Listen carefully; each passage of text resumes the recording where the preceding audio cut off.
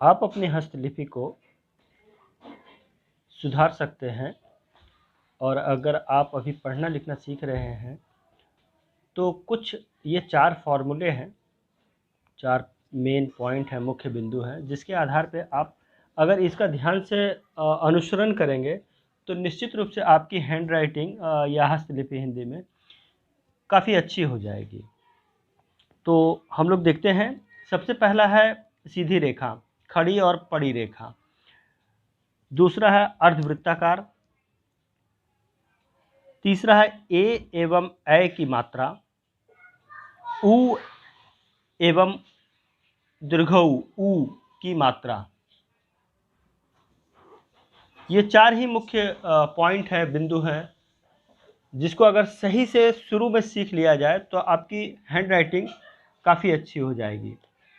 तो मैं आपको बताता हूँ।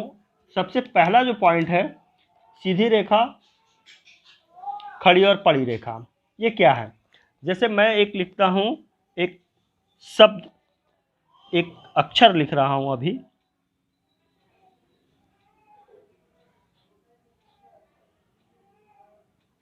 क,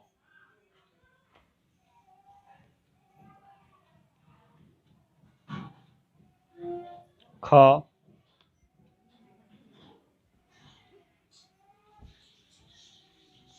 ग, घ, अंगा। अगर आप इस पे ध्यान से देखेंगे तो यहाँ पास आपको सब में एक सीधी रेखा दिख रही है,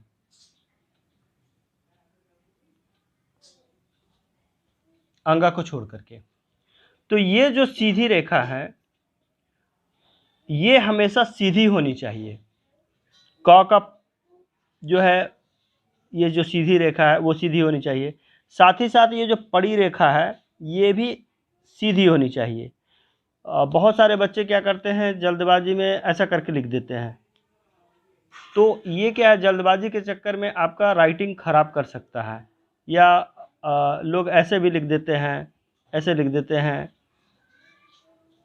तो ये चीज़ें जो है आपको सुधार करनी चाहिए। और पड़ी रेखा से एक शब्द है, जैसे म, देखिए म, या म आप ऐसे भी लिख सकते हैं।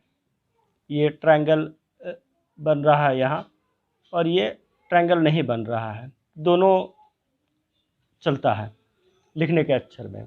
छपाई के अक्षर में मुख्य रूप से इस तरह से लिखा जाता है, लेकिन अगर हम लोग लिखते हैं अपने कॉपी में तो इस तरह से लिखते हैं, तो इसमें कोई प्रॉब्लम आपको नहीं है। लेकिन यहाँ पास भी आपको ये दोनों पॉइंट जो है वैलिड हो रहे हैं। पहला है कि अगर आप ये रेखा सीधी रखते हैं और ये पड़ी रेखा सीधी रखते हैं तो निश्चित रूप से आपका राइटिंग बहुत इम्प्रूव हो जाएगा। और ये छोटी सी बात है, बट ये कमाल का ट्रिक है। आप इस पर थोड़ा सा अगर ध्यान देंगे तो आपकी ये राइटिंग क्या हो, अच्छी हो जाएगी।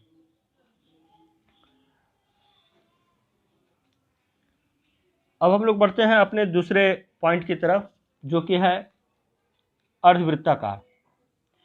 तो हम लोग जैसे अगर लिखते हैं हर्ष की मात्रा,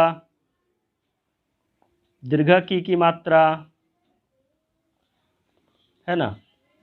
तो यहाँ पास क्या है, ये जो वृत्त बन रहा है, अर्धवृत्त बन रहा है जो, ये अर्धवृत्त के जैसा होना चाहिए।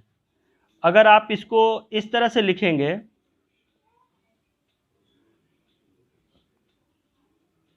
या इस तरह से लिखेंगे, तो ये आपका राइटिंग खराब होगा। अगर आपकी हैबिट इस तरह से है, अगर आप ये हेमिस्फेयर नहीं कर रहे हैं, अर्धवृत्त नहीं बना रहे हैं, तो आपकी राइटिंग खराब होने के चांसेस बहुत ज़्यादा है। लेकिन अगर आप अर्धवृत्त की प्रैक्टिस शुरू से करते हैं, शुरू से अभ्यास करेंगे, तो निश्चित रूप से आपकी राइटिंग ज़रूर इम्प्रूव हो जाएगी, अच्छी हो जाएगी। ये 2 पॉइंट है। अर्धवृत्त में जो है आपका एक क, व, ब, ये सभी आते हैं।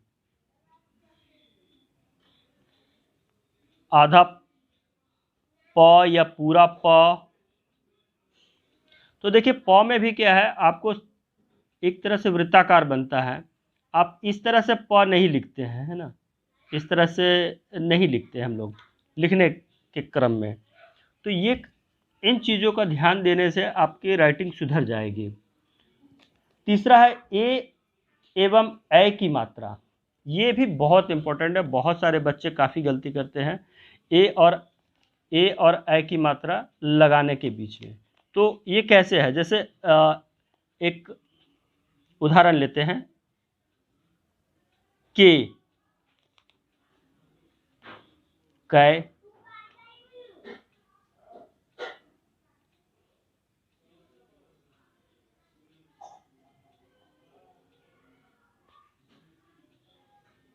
मैदान, खेल। इसमें एक छोटी सी ट्रिक आपको यूज़ करनी है। जब भी आप लिख रहे हैं तो हम लोग ये आपका ये ऊपर वाली लाइन है, जो ये लाइन है ये है मान लीजिए, और आप इसके बीच में सपोज इस तरह से क लिख रहे हैं, ठीक है। तो आपका ये जो फर्स्ट सेकंड थर्ड और फोर्थ सेक्शन, ये जो फर्स्ट सेक्शन है आपकी जो है ए और ए की मात्रा इसी सेक्शन में होनी चाहिए। बहुत सारे बच्चे क्या करते हैं, ए और ए की मात्रा बीच से डाल देते हैं, आगे पीछे डालते हैं। जैसे मैं आपको एक दिखाता हूँ, बहुत सारे बच्चे इस तरह की गलती करते हैं, बहुत सारे लोग ऐसे करके मात्रा डालते हैं। तो ये क्या है, आपका गलत है। इससे आपकी राइटिंग ख़राब होगी। पढ़ने वाले पढ़ तो लेंगे, उसमें कोई असुविधा नहीं होगी, किंतु आपकी राइटिंग जो है सुधरेगी नहीं इससे। और सबसे लास्ट में जो है वो चौथा पॉइंट है हमारा ह्रस्व और दीर्घऊ की मात्रा। तो ह्रस्व और दीर्घऊ की मात्रा में क्या होता है कि जब हम लोग लिखते हैं जैसे कु, दीर्घकु, तो ये क्या होता है, ये इस तरह से जाता है और ये इस तरह से जाता है। बहुत सारे बच्चे ये दोनों में मिस्टेक करते हैं, जैसे कोई यहाँ से लगा देता है, या इसका जो लिखने का तरीका है उसमें भी गलती करते हैं। बहुत सारे बच्चे इस तरह से लिख देते हैं,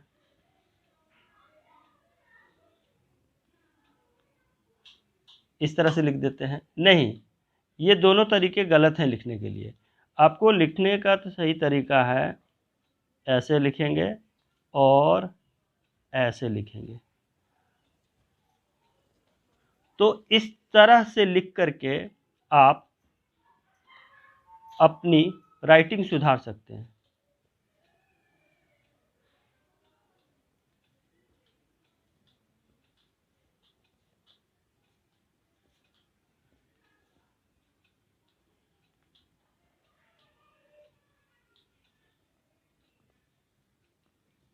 देखिए मैंने लिखा है यहाँ पर, आप हस्तलिपि सुधार सकते हैं।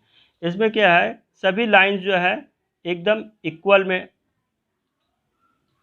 बराबर है, ठीक है, कोई ऊपर नीचे नहीं है। ए की मात्रा जो है ठीक है, उसी तरह से है में भी ए की मात्रा सेम है। और इसके साथ साथ जो है लिखने के दो शब्दों के बीच में एक बराबर अंतराल होना चाहिए, एक डिस्टेंस होना चाहिए। कोई भी दो शब्दों के बीच में डिस्टेंस को आप बराबर रखेंगे, दूरी जो है बराबर होनी चाहिए। इससे क्या होगा कि आपका राइटिंग काफ़ी अच्छा लगेगा देखने में, और काफ़ी इम्प्रूव करेगा, ये अट्रैक्टिव करेगा लोगों को। साथ ही साथ आप जब पढ़ेंगे तो आपको भी किसी भी तरह की कोई असुविधा नहीं होगी। एक और अहम बिंदु है जिसको मैं आपको बताना चाहता हूँ, वो है आ की मात्रा, हर्षई की मात्रा, दीर्घई की मात्रा के समय लगाते समय जो है उनके बीच भी दूरी होनी चाहिए। जैसे एक उदाहरण के रूप में क, का। अब क्या है कि कुछ बच्चे का को कैसे लिख देते हैं, सटा देते हैं, बिल्कुल क के साथ सटा देते हैं। अब ये सटाने के कारण क्या होता है, आपको राइटिंग गड़बड़ होता है। उसी तरह हर्षक की मात्रा को भी बहुत सारे लोग ऐसे सटा देते हैं, दुर्गा की मात्रा को भी इस तरह से सटा दे रहे हैं। या और भी जो दूसरे शब्द हैं, मैं यहाँ उदाहरण क का दे रहा हूँ, तो ये सटना नहीं चाहिए, इसके बीच में एक दूरी होनी चाहिए, एक डिस्टेंस होनी चाहिए। और ये डिस्टेंस भी बहुत ज़्यादा नहीं, ऐसा नहीं लिख देना है, इस तरह से नहीं होनी चाहिए। ये भी क्या है, आपको अच्छा नहीं दिखेगा। साथ ही साथ जो व और ब लिखते हैं हम यहाँ लिख रहे थे अभी, देखिए व और ब, ये क्या है, ये ऊपर में सटेगा नहीं, ठीक है, ये जो है ऊपर लाइन में टच नहीं होगा। मैं आपको यहाँ लिख के दिखा रहा हूँ फिर से। सीधी रेखा पहले पालेंगे, उसके बाद व, ब, ये देखिए ये ऊपर टच नहीं कर रहा है। तो इन बातों का आप थोड़ा सा ध्यान रखेंगे तो आप निश्चित रूप से आपकी राइटिंग काफ़ी अच्छी हो जाएगी। आज के क्लास में मैं सिर्फ आपको इतना ही बता रहा हूँ कि अपने प्यारे बच्चों को ये छोटे छोटे ट्रिक्स जो हैं उनके मन में पहले से डाल दीजिए, ताकि उनका राइटिंग सुधरना बचपन से ही स्टार्ट हो जाए। चैनल को सब्सक्राइब कीजिए और लाइक कीजिए। धन्यवाद।